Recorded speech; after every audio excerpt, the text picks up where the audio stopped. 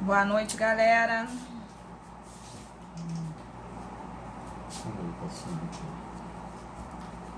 Todos me ouvindo perfeitamente?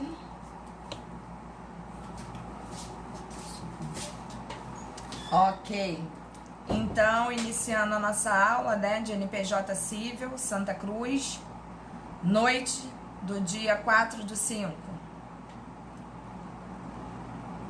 Percebi aí que nós temos poucos colegas, né?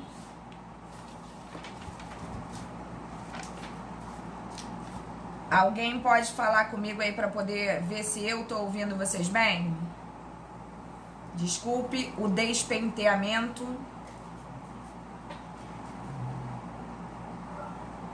Tô ouvindo bem, tá, professora? Oi, Boa querido. noite. Boa noite. Tá bem, tô, professora. Boa noite. Boa noite, amor. Bom, vamos iniciar hoje. Como eu falei na minha turma da manhã, e não é diferente com a de noite, eu tive um comportamento com a turma de manhã e estou pretendendo repetir com a turma de noite. Só que eu fui fazer com a de manhã e acabou que a aula acabou quase na hora. Mas não tem importância. Como eu falei, eu não vou sair de casa, eu não estou com pressa. E, muito sinceramente, nem temos para onde ir, né? Então, a gente tem mesmo é que tentar resolver a situação. Bom, como não poderia deixar de ser, espero que todos estejam verdadeiramente bem e protegidos, assim como seus familiares. Na aula de manhã, gente, eu comentei, a turma é bem menor que a de vocês, e confesso que eu tive muito mais visita da turma de vocês, talvez por ser uma turma muito maior, né? Durante o final de semana eu recebi várias visitinhas no privado. E tinha gente até questionando sobre se haveria aula segunda e terça. Segunda e terça, porque tecnicamente nossas provas começam na quarta, né?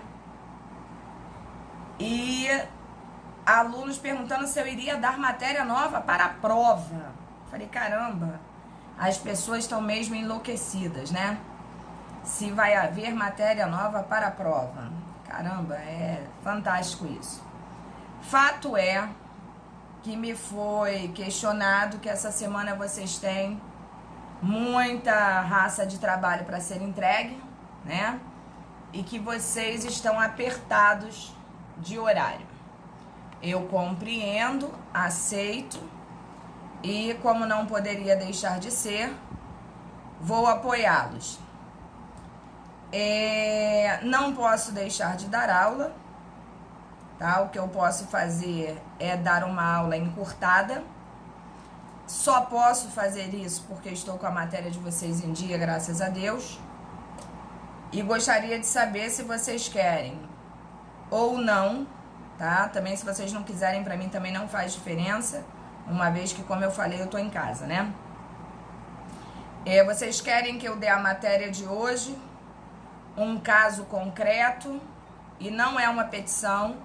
Não vou pedir uma petição pra vocês hoje, porque eu sei que vocês estão tudo de cabeça cheia.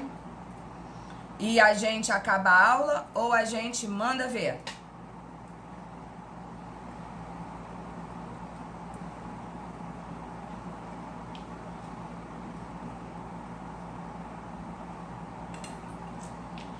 Tô aguardando a opção e a opinião de vocês.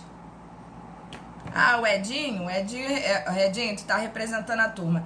Falar em representante de turma, gente, alguém tem notícia da Vanessa? Fala comigo aí, gente, no áudio.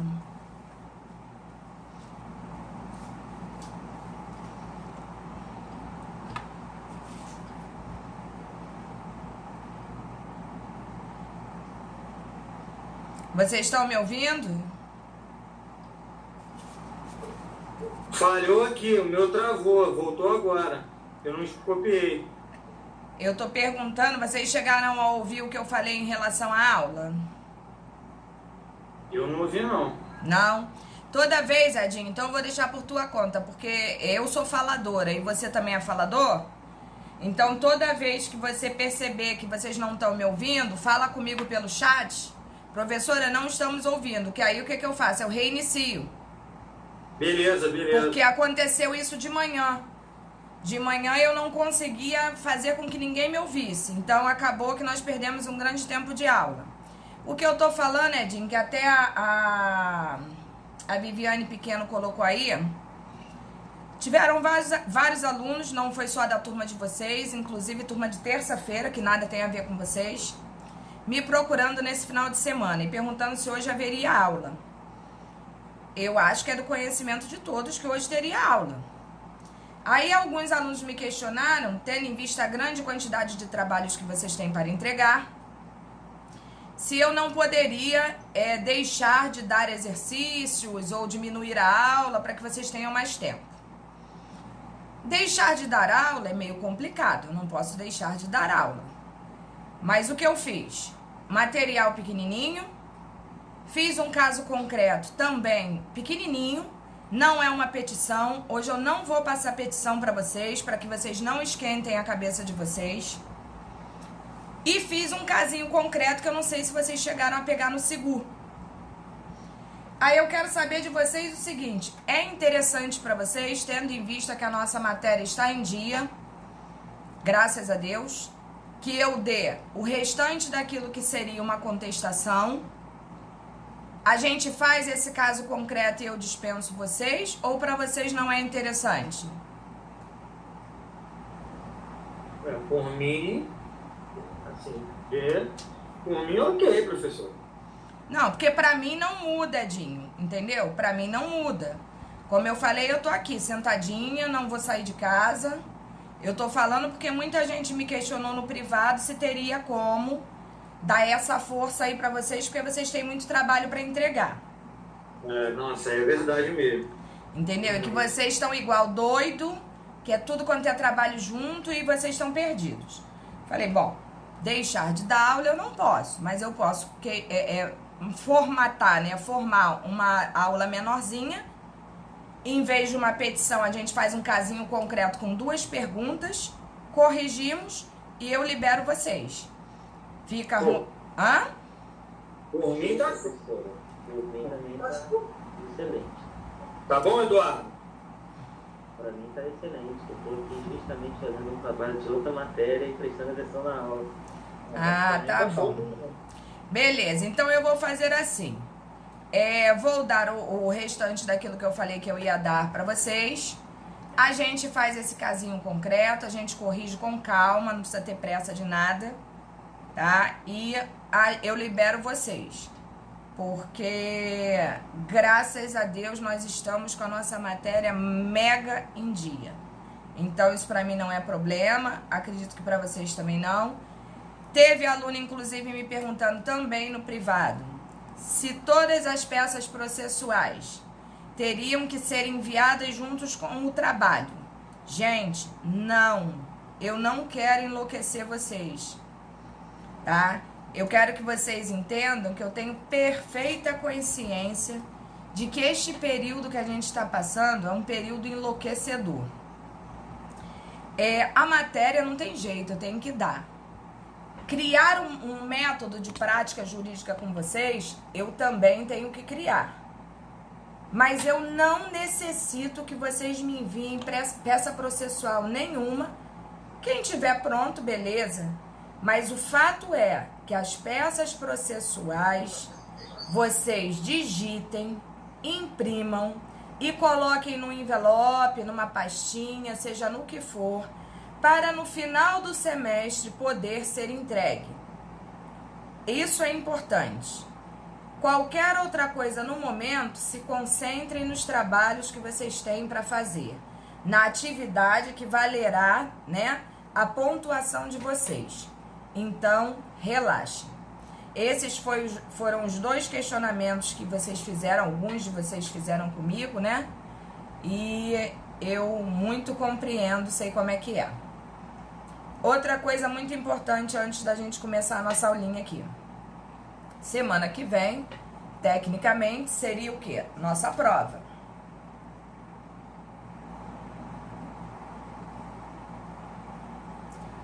Arthur, para o meu trabalho, pode.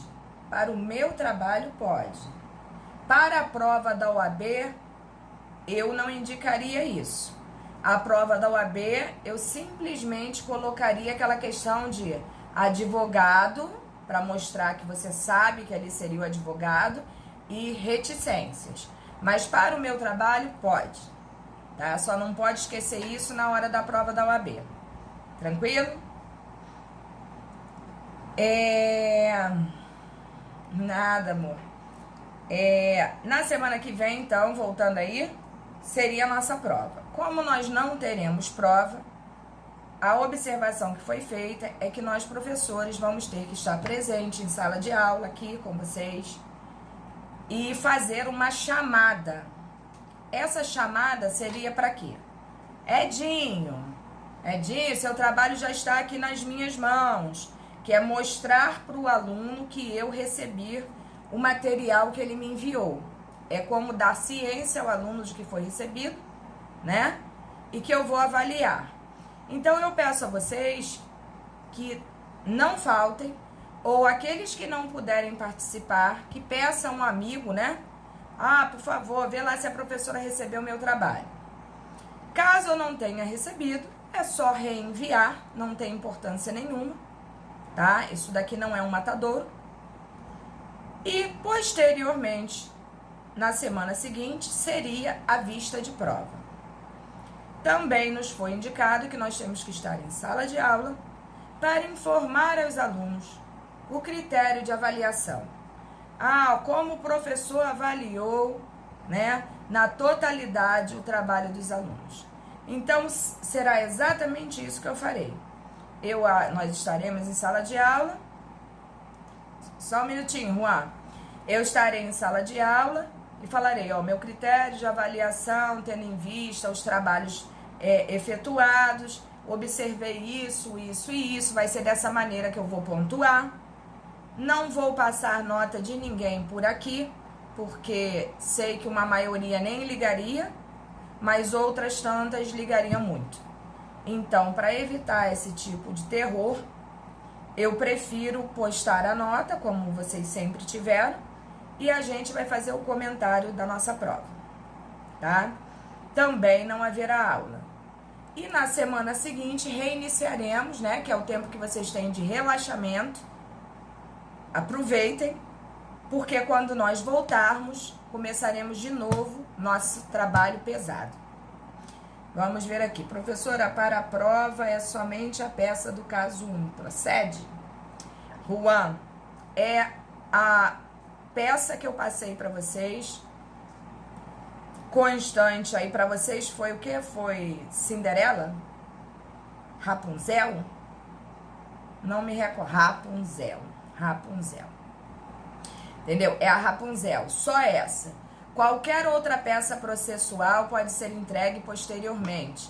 Não precisam quebrar a cabeça, pelo menos não comigo, tá? O que mais importa para mim é a nossa matéria estar em dia, é vocês estarem tirando as dúvidas, é vocês realmente estarem entendendo aquilo que é para ser entendido. No mais, para mim, é balela. No mais, a gente resolve tudo. Tranquilo assim então, gente? Alguém tem dúvida quanto a algum fator aí que queira colocar?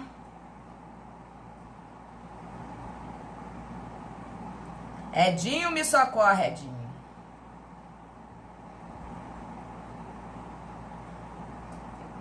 Tudo de boa, professor, de boa.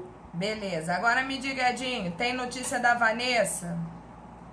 Eu falei com ela e Foi, na verdade, a última vez, acho que foi sexta ou sábado. Ela tá se recuperando, né? Mas tá verdade, bem. Dentro da tá medida bem. do possível, tá bem. Tá bem. Ok. Então, só temos a agradecer a Deus por isso. Mande um beijo pra ela. Oi. Tá no grupo. Não, o grande problema é que você não sabe se tá ou não, né? É porque não tem teste, né? É, Dinho, além de não ter teste, não tem remédio. A minha irmã está com Covid e pra gente foi um drama muito grande. Pra você ter ideia, o remédio que foi passado pra ela pelo hospital, ela ficou com muita falta de ar. E graças a Deus agora tá melhor, porque quem tem amigo não morre pagão. Mas em verdade, até em São Paulo foi procurado remédio pra ela. Isso é só pra vocês terem ideia. E o remédio que o hospital está passando não tem farmácia alguma. Quem encontrar pode leiloar. Eu acho que é vermicina, né? Não, é o tal do Tamiflu. Tamiflu, Tu não encontra, mas o ivermectina é um remédio para verme, né? Que as pessoas estão usando, né? Estão usando ivermectina e estão usando o tal do Anitta, né? Mas eu não sei, a gente ouve tanta coisa que a gente já tá até perdido, né? É uma loucura. A gente daqui a pouco tá tomando veneno, Edinho. Exatamente. Entendeu? Eu queria muito que falassem pra mim que vinho cura coronavírus. Eu já tava curado. Eu também. Vamos lá. Você tem algum tipo específico de formatação da petição? Lara, eu coloquei para vocês no Sigur o tipo de formatação que eu pedi, né? Se não me falha a memória, foi Time Newsroom 12, com espaçamento de um e-mail, botei uma margem lá que agora eu também não me recordo, mas está lá sim, todas as especificações de capa, de tudo, eu coloquei sim. Em relação à nomeação das ações, Sara. Ah, Viviane, quem dera, né? Mas qual é a sua dificuldade?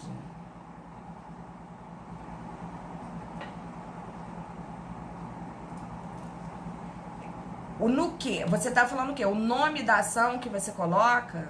Se você está desfazendo um negócio jurídico, que eu acho que a maior parte das petições que eu passei para vocês foi em relação a isso.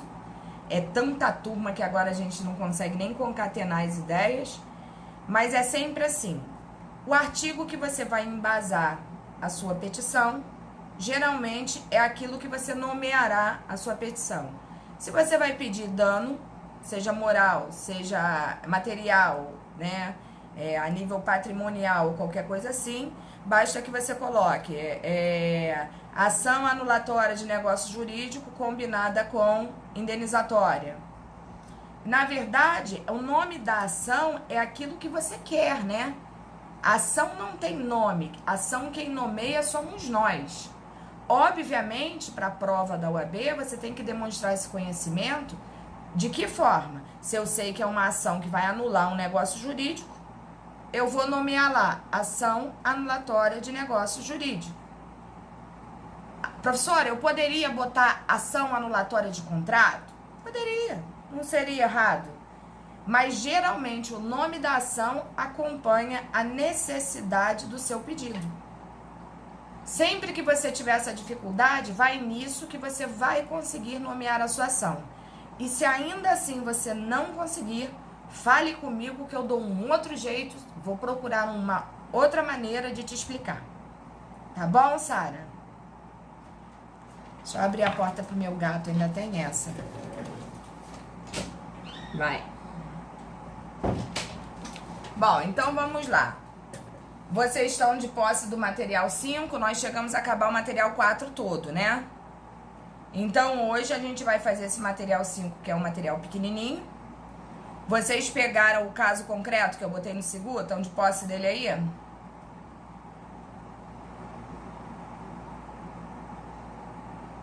Nada, Sara. Obrigada a você. Ok.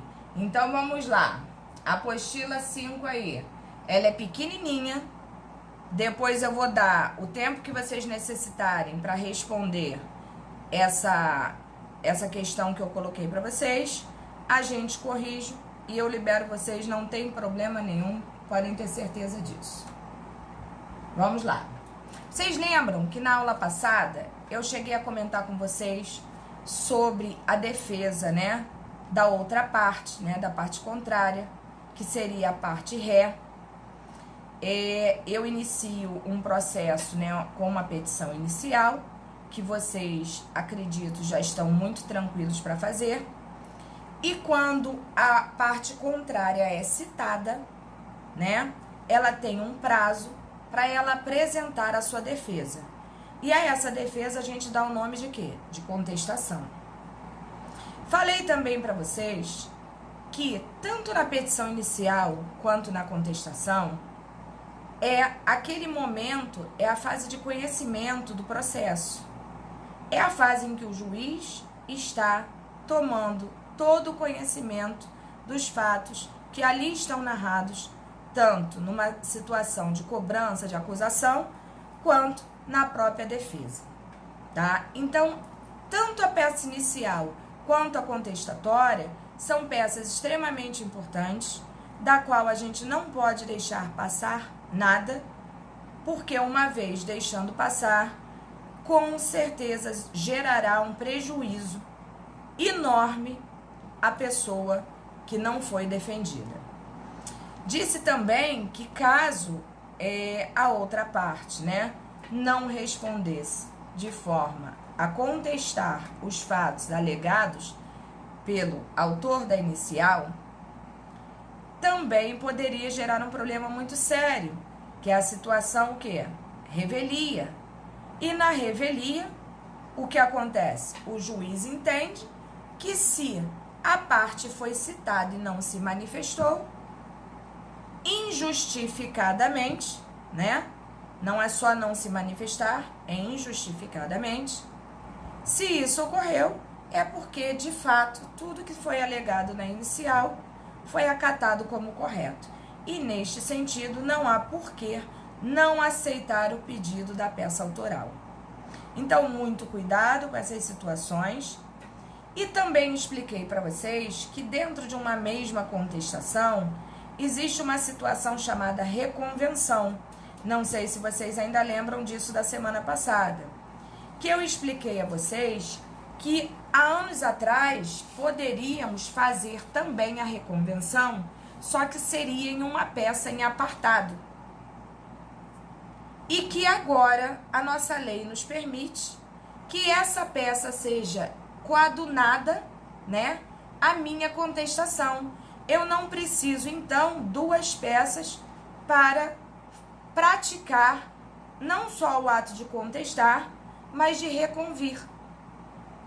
Vocês lembram que eu falei, dei até como exemplo para vocês, a situação dos carros que colidem?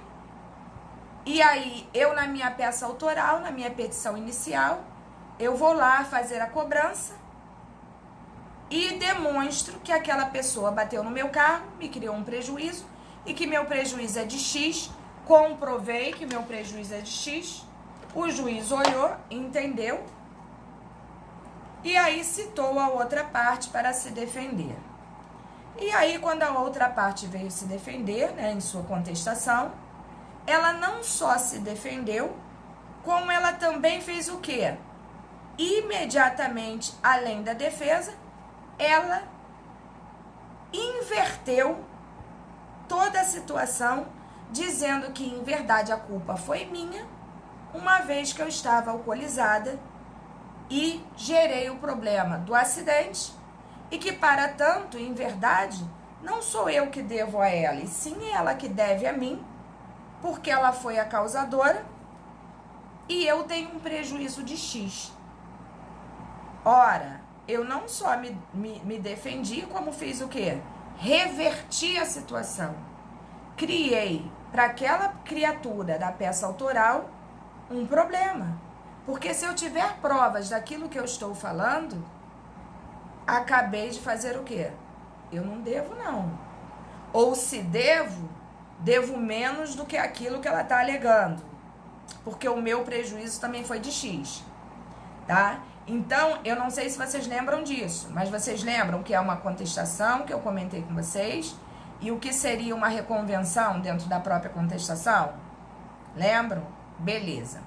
Então, esse materialzinho curtinho que a gente tem hoje vai exatamente complementar aquilo que nós falamos na semana passada.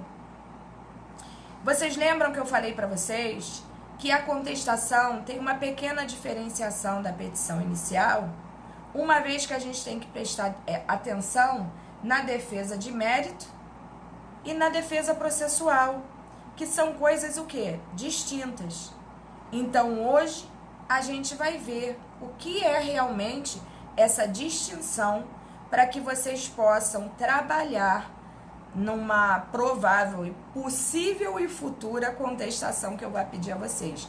E não tenham dúvida, não pedirei hoje, porque eu sei que vocês estão abarrotados de coisas para fazer. Não pedirei na semana que vem, que é prova, na outra que seria a correção, né, a vista da nossa prova, mas na próxima aula não tenham dúvida de que a gente fará uma contestação, tá? Então vamos seguir aqui nosso material, como não poderia deixar de ser. Defesa de mérito. A defesa de mérito é baseada na relação jurídica material, ou seja, envolve o tema trazido pelo autor que ocorreu fora do processo, no mundo dos fatos. Então, observem o que eu acabei de falar para vocês. Quando eu falo de defesa material, eu estou me referindo exatamente a esse exemplo que eu acabei de dar. Qual seria a defesa material? Eu colidi de carro, eu tenho que mostrar o que eu quero, né? O mérito da questão. Eu vou discutir o quê? O acidente. E esse acidente me ocasionou o quê? Um dano econômico, um dano material. Então, a discussão, quando a gente fala defesa de mérito, a gente está falando a nível material. Geralmente, é aquilo que a gente pede lá na parte final da nossa petição, com o pedido, e no caso da contestação, né, com a conclusão. Então, observem que sempre, a parte material do processo, na minha opinião, e na opinião, eu acho que de uma maioria, é muito mais importante do que a questão processual. Ah, professora, mas a processual não é importante? Sim, até porque se você não fizer a parte processual de maneira correta, coerente, pode inclusive gerar uma nulidade, gerar uma situação qualquer que você tenha que simplesmente corrigir, e se não der para corrigir, você vai ter que fazer uma outra ação numa outra situação, porque aquela ali vai ficar invalidada. Mas a importância para o processo é, parte processual, você errou, você corrige. Ainda que você tenha uma perda de tempo. Mas a parte material do processo, se você errar, o processo vai seguir da mesma maneira. Não vai ser suspenso, anulado, arquivado, nada. E você gerou um problema para o seu cliente. Deu para entender mais ou menos a diferença daquilo que seria uma defesa de mérito e daquilo que seria uma defesa processual, que a gente chama de preliminar? Deu ou não? A gente vai explicar melhor, mas é só para que vocês possam acompanhar. Tá dando para entender? Acho que compreendi. Beleza. E mais alguém? Eu vou entender que sim. Então, vamos lá. Exemplo aí, ó. Se houve ou não um empréstimo, se o réu é ou não pai, se há ou não direito à indenização pleiteada, qual o valor do prejuízo decorrente do acidente de veículo. Isso é defesa de mérito. É o que eu quero pedir na minha petição. É o que eu quero provar na minha petição. É o mérito da questão. Tá? Então, vamos lá. O CPC rege tal defesa, especialmente nos artigos 336 e 341. Com a apresentação da defesa de mérito, busca o réu a improcedência do pedido. Por que busca o réu? Porque neste momento a gente está falando de quem? de uma situação de resposta de defesa do réu em uma contestação. Por isso que a gente está se referindo ao réu. Com isso, o juiz rejeitará a pretensão do autor, proferindo decisão com resolução do mérito, com base no 487.1 do CPC. Vocês já ouviram falar que depois de decidido o mérito, você não mais pode resolver em sede que não seja o quê? Recursal aquela situação? Vocês já ouviram isso? Julgamento com decisão de resolução do mérito. Você pode, de novo, adentrar com a mesma ação ou se defender de uma situação num processo diferente do qual façam parte pedido, a causa de pedir e as mesmas pessoas? Não, não pode. Da mesma forma eu falo para vocês, quando uma ação decide o mérito, você só poderá questionar esta situação se for a nível recursal. Até aqui tudo bem? Acredito que vocês já tenham ouvido falar coisa parecida na parte de processo civil. Tá dando para entender isso aí, meu povo?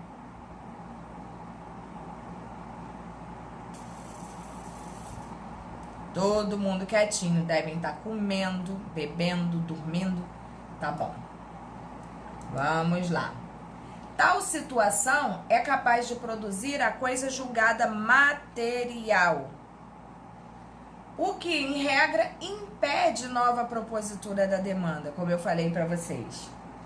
Ainda que o código não fale em extinção, em verdade tem-se uma situação em que, em relação àquele pedido, há o fim da atuação do juiz em primeiro grau de jurisdição na fase cognitiva.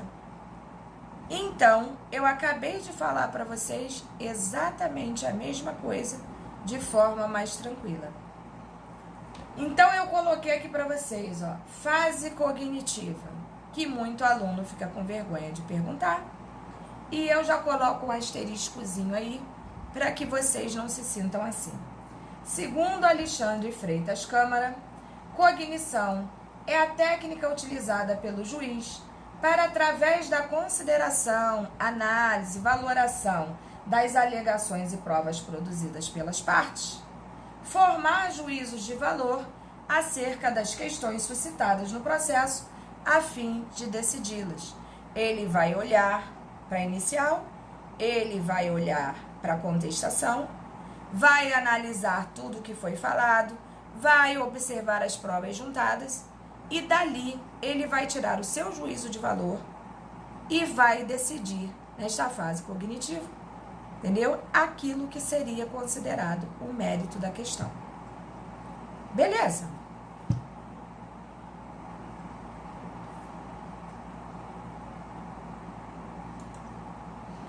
Vocês hoje estão tão quietinhos. Me dá um medinho por dentro. OBS. Situação que usualmente causa confusão no cotidiano forense diz respeito às alegações de prescrição e decadência. Prestem atenção. Muitos imaginam que tais argumentos de defesa são de ordem processual. Se eu sou vocês, eu até sublinho isso. Quando, na verdade, constituem matéria de mérito. Afinal, é a lei material a responsável por prever a perda de direitos, nesses casos de inércia do titular, tá? Então, não deem mole, sublinhem isso. Prescrição e decadência são matérias de mérito, são situações materiais. Vocês vão poder, inclusive, ver isso no artigo. Basta vocês procurarem no código de vocês e vocês vão ver em que parte elas se encontram. E vocês vão ver que muitas das vezes elas são confundidas com uma situação processual. E não são. Cai muito em prova da OAB perguntas desse gênero. Então, se liga. Pode-se assim afirmar pois, que tal defesa está alicerçada não no direito processual, mas na questão de fundo relativa ao mérito discutido nos autos. Tanto é que os dispositivos que prevêem a prescrição e a decadência estão previstos no Código Civil e no Código de Defesa do Consumidor, leis que tratam do direito material e não no CPC. Olha que coisa interessante. Tenho certeza que muitos de vocês nunca pararam para analisar isso. Então, observem que vocês, quando quiserem alegar prescrição e decadência, vai ser na defesa de mérito, na material, que vocês vão ter que arguir isso, tá? Eu, inclusive, acho que uma contestação, vocês vão encontrar vários modelos, tá? N modelos. Eu acho que toda contestação deve ter o tópico de defesa de mérito e de defesa processual. Vamos lá.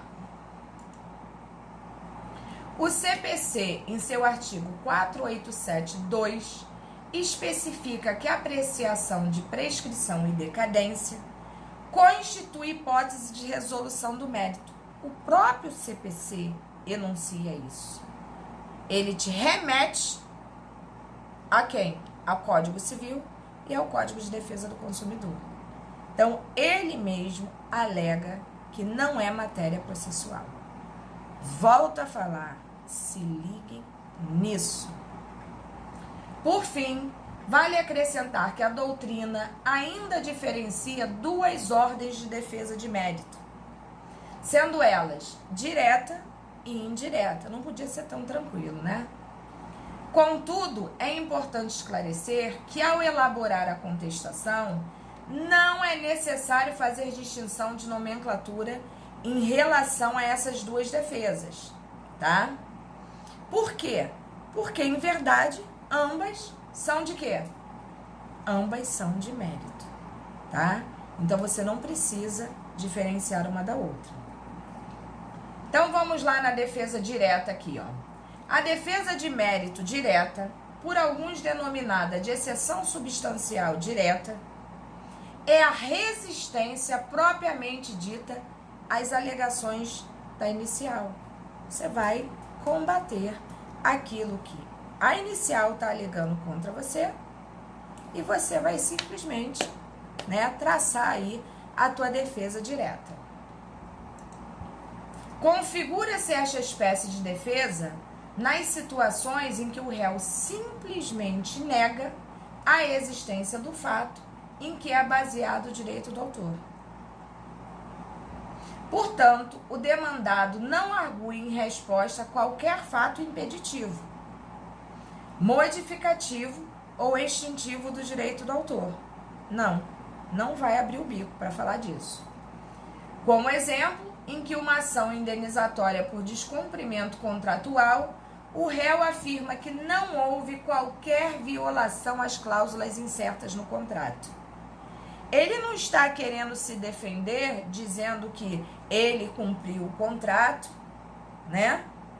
E que houve uma situação irregular e que, em verdade, pode ser sanada da maneira X, Y, Z. Não. Ele está alegando diretamente o quê? Não houve qualquer violação contratual dentro daquilo que foi combinado. É direto. Ou sem especificação.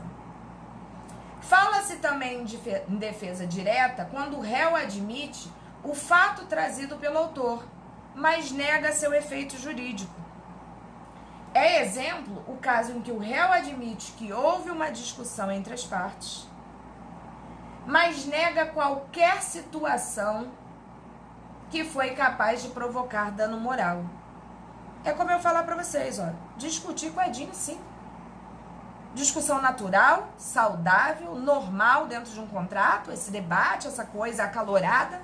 No entanto, em nenhum momento houve desrespeito, portanto, não cabe aí esse pedido, uma vez que não houve o desrespeito que gerasse um possível dano moral nesta situação. Até aqui tá dando para entender, meu povo? Isso tudo é defesa de mérito, tá? Não saímos daquilo. Então, vamos lá. Entramos aí na defesa indireta. Na defesa de mérito indireta, por alguns denominada de exceção substancial indireta, o réu não nega as afirmações constantes na petição inicial.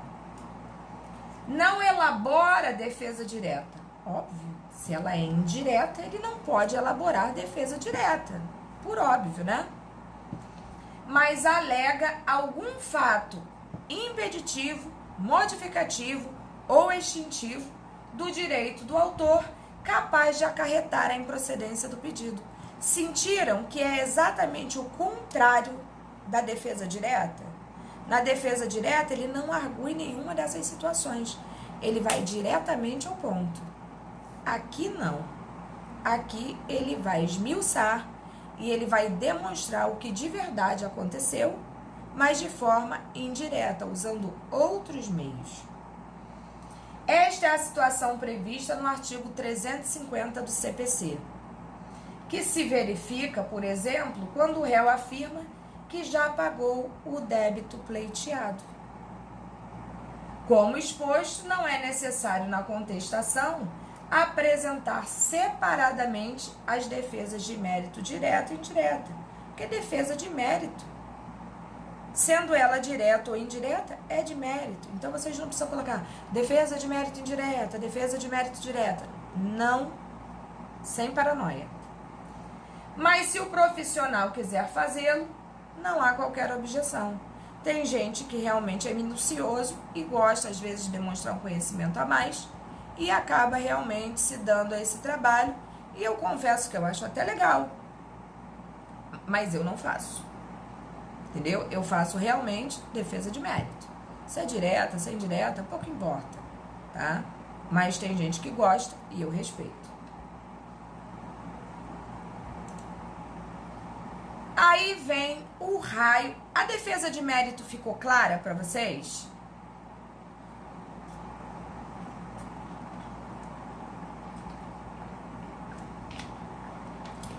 Eu espero que sim. Então, vamos seguir aqui, vamos entrar na defesa processual. Acho eu que esses tópicos são bem interessantes. Numa questão de uma contestação, acho que vale a pena você colocar defesa de mérito e defesa processual. Isso eu acho legal. Até para você demonstrar que é uma contestação, né? Que tem essa diferença da petição inicial para a contestação. Se de um lado a defesa de mérito se limita à relação de direito material existente entre as partes, a defesa processual, ao contrário, restringe-se a discussões formais. Por que discussões formais? Porque são discussões relacionadas à parte processual, ao método, à maneira, aos requisitos, entendeu? Aquilo que está formalizado no código que deve ser seguido. É simples assim. Discutem-se, neste momento, todos os aspectos processuais formais e procedimentais, como pressupostos processuais e condições da ação, né? Que todos nós sabemos quais são, e quem não sabe, vai lá no materialzinho de trás que vai encontrar.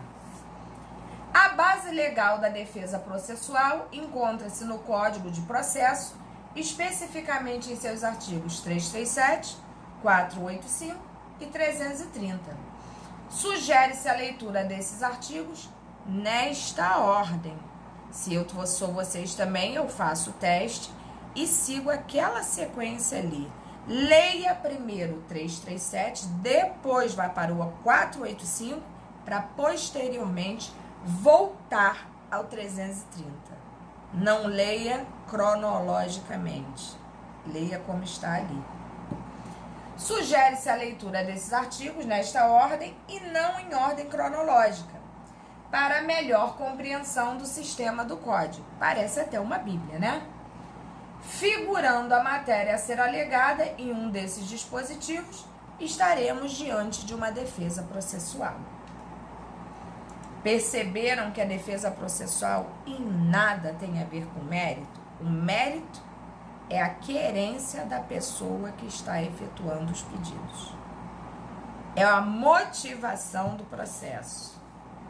A parte da defesa processual é aquela em que a pessoa vai alegar em sua contestação os defeitos ou os possíveis defeitos que podem gerar um problema a quem adentrou com a petição inicial.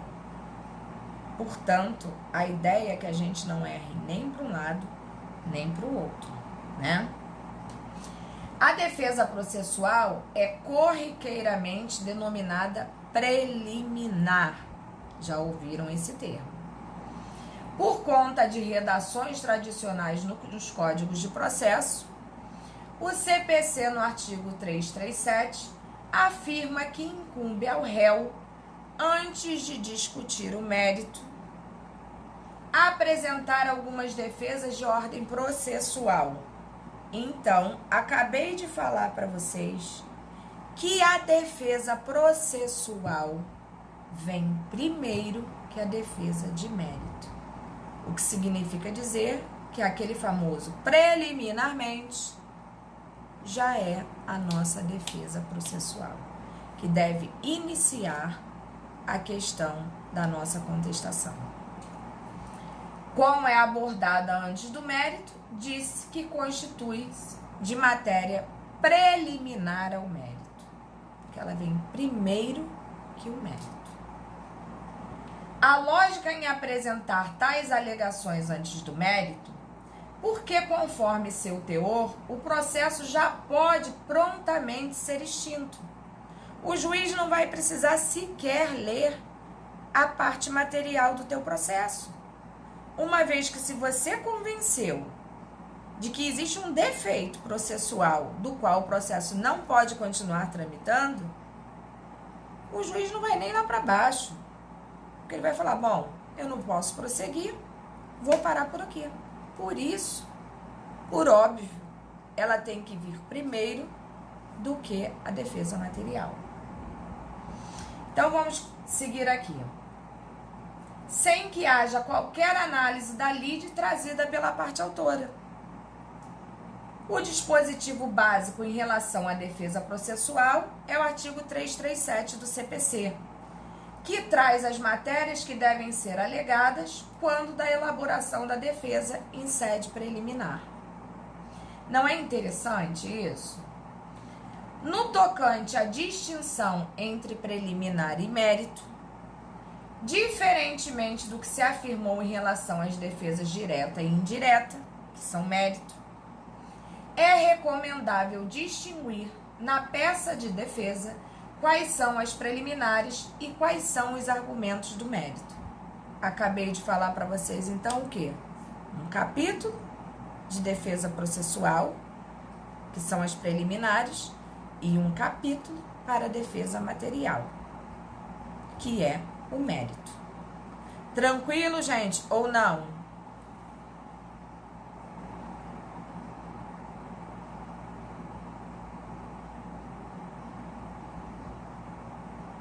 Tá entendendo? Vocês estão entendendo? Beleza. Então, vamos lá. A distinção é útil tanto porque o código a ressalta, como para facilitar a leitura de quem apreciará a peça, que a regra é o juiz, né? A gente sabe que nem sempre isso acontece, né? Que eu costumo dizer que os secretários, assessores do juiz trabalham até às vezes mais do que o juiz, mas em regra, em tese, deveria ser o juiz. No caso concreto, seja o examinador em alguma prova. Inclusive, para a prova da OAB, a gente tem que ter um extremo cuidado de deixar claro. Volto a falar, vocês não precisam distinguir no mérito a defesa direta da indireta. É tudo defesa de mérito. Mas a distinção entre uma defesa processual, que são as preliminares, e a defesa material, que é o mérito, deve fazer distinção, sim. Cada uma no seu capítulo, vindo as preliminares antes da defesa de mérito.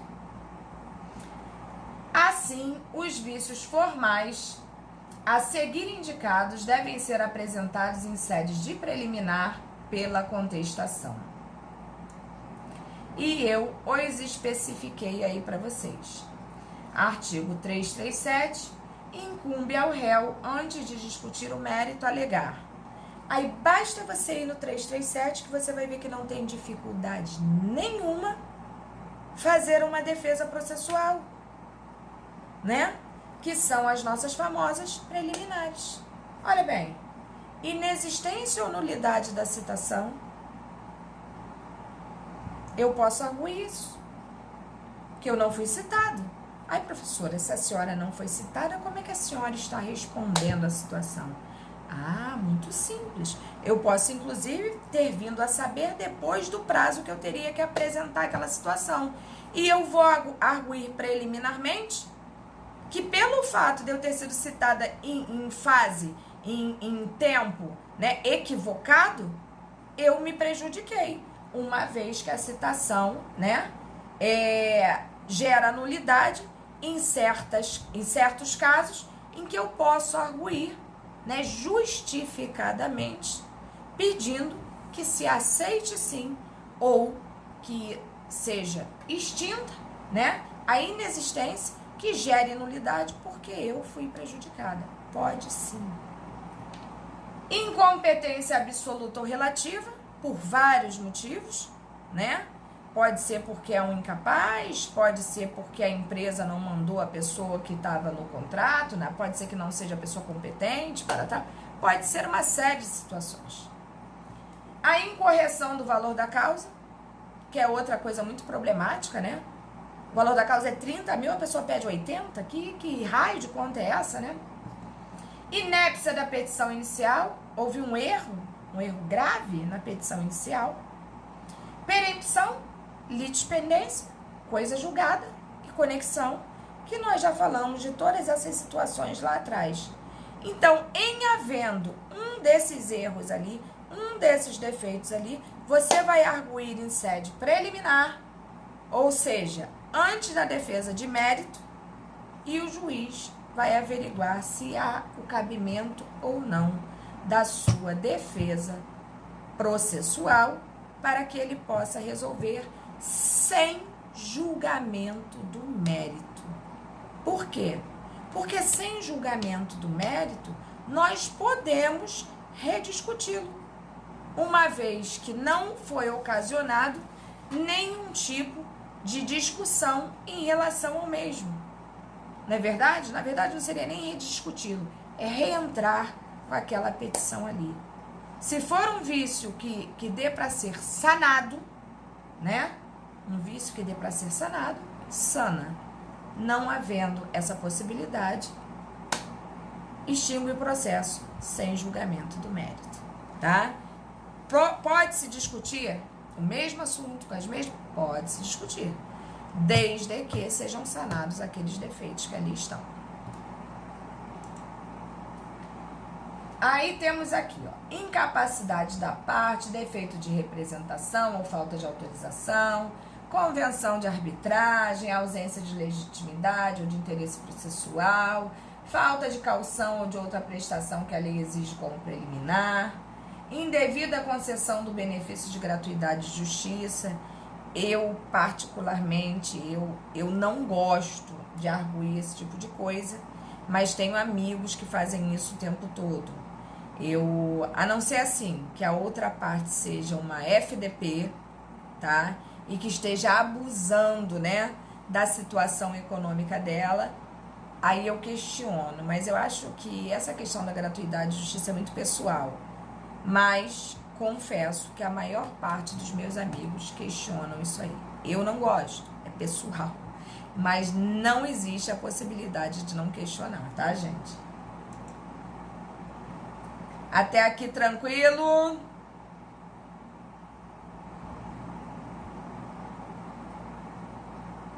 Eu vou botar vocês de castigo na próxima aula. Eu vou botar todo mundo aqui na tela, a carinha de todo mundo aqui. Eu quero ver, ó, vocês descabelados igual a mim.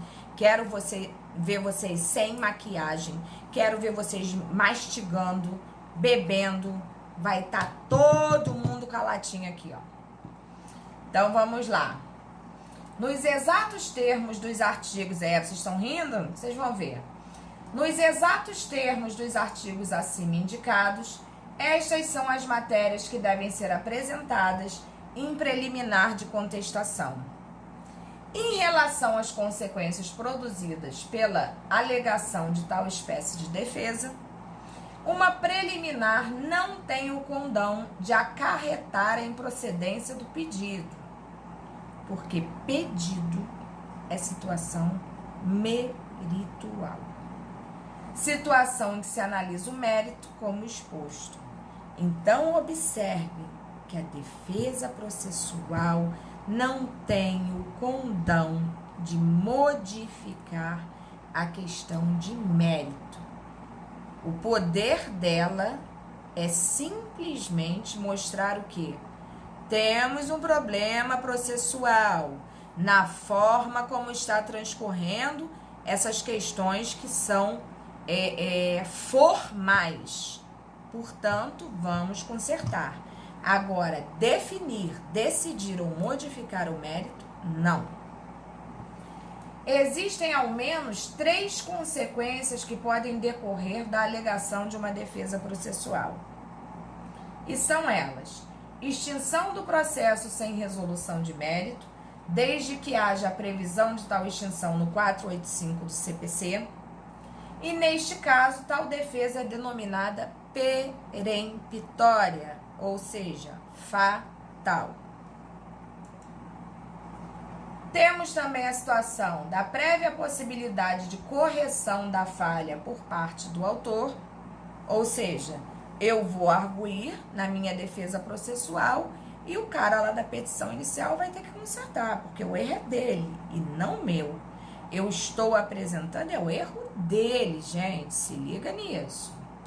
Sob pena de extinção do processo, caso ela não seja superada, e tal defesa costuma ser denominada dilatória potencialmente peremptória. Por quê? O cara não sana, então tá bom, então extingue-se também. Ele só vai ganhar um prazo para poder consertar, como, por exemplo, emendar a inicial. Entendeu? A alteração do juízo responsável pelo julgamento da causa, em hipótese em que não se fala em extinção, trata-se de defesa dilatória, em que o vício não causa extinção, mas o processo vai se alongar para a correção da falha. Entenderam? É assim que funciona. É só uma forma realmente da gente ficar controlando passo a passo aquilo que também os outros fazem, dificultando para eles também, porque esse é o nosso papel. Advogado é um bicho chato, entendeu? A gente vai existir o resto da vida para isso. Exemplo: incompetência absoluta ou relativa. Assim, para cada uma das alegações preliminares, poderá haver uma consequência diferenciada. Cabe ao advogado cotejar os dispositivos acima mencionados para verificar qual a consequência da sua defesa preliminar, para então apontá-la na conclusão de sua contestação. Tranquilo? Resolvido mentalmente isso em vocês? Relaxem, porque antes mesmo de nós fazermos uma contestação, se Deus quiser, estaremos todos aqui muito bem de saúde, inclusive aqueles que não estão presentes como a Vanessa, mas estará. Nós, antes de começarmos nossa contestação, nós teremos aquele velho bate-papo que a gente tem sempre antes de fazer uma petição, e eu estarei aqui para conduzi-los, se Deus quiser, a melhor contestação que vocês vão fazer na vida. Beleza, gente? Não, com certeza vocês vão tirar de letra, eu não tenho dúvida, não tenho dúvida. Se tem uma coisa da qual eu não tenho dúvida, é isso. Agora, vocês já estão de posse do caso concreto. Observem que é um caso concreto apenas com 2 perguntinhas. Não colhem. Tentem fazer sozinhos, mesmo com muita dificuldade. Olhem o assunto de que se trata o caso concreto. vão no código, vão lá no índice procurar sobre o assunto e eu tenho certeza que vocês vão encontrar a resposta. Quanto tempo vocês precisam, em média, para responder essas duas perguntinhas aí? Não precisa ter vergonha de falar a quantidade de tempo, mas também não me enrola dizendo que vocês precisam de 1 hora para isso. Entendeu? Me digam vocês quanto tempo vocês necessitam. Edinho, representa a turma aí, Edinho. Uns 40 minutos, Sara? É isso mesmo, gente? Gente, cafezinho com biscoito. Se vocês sentissem o cheirinho que tá aqui. O biscoitinho feito agora. Olha isso aqui. Uma delícia. Então, vamos fazer o seguinte. Nem Sara com seus 40 minutos, nem Juan com seus 20. 30 minutos? É, tá bom. Edinho com os 30. Tá bom, então. Então, tá bom. Que aí a gente agrada gregos e troianos, né, Arthur? 1 hora não, né, Arthur? Pelo amor de Deus. Então, beleza. Eu vou dar os 30 minutos pra vocês, tá? Edinho, e é café mesmo. Edinho, não é vinho, é cafezinho. Entendeu? Nada disso, Viviane. Deixa de coisa. Eu presto atenção em todos vocês. Todos vocês. Vocês estão aqui, ó. Entendeu? É porque um tá pra muito e um tá pra menos. O Juan já tá top. Porque o Juan faz de manhã e faz à noite, não é, Juan? Não é você que faz de manhã e à noite? Aí o Juan já tá enlouquecido, entendeu? O Juan tá no pique. Então ele é top Master Plus da ligeireza. Mas, então fica assim, meia hora são... Ah, porque vocês me pedem 20 minutos, eu deixo vocês escolherem. Mas hoje eu fiquei esperando 1 hora vocês, Juan. 1 hora. Eu falava e ninguém me ouvia. Então vamos lá. São 7h15, né? Quando for 7h45, estaremos todos de volta. Não desloguem, não abandonem, que isso é importante para vocês, porque é o mesmo tipo de situação, de questão que vocês vão fazer na prova da ordem. Idêntico, tá? Juntamente, como eu sempre falo, a Fundação Getúlio Vargas. Tranquilo? Então, 7h45 estaremos de volta aqui. Beijo!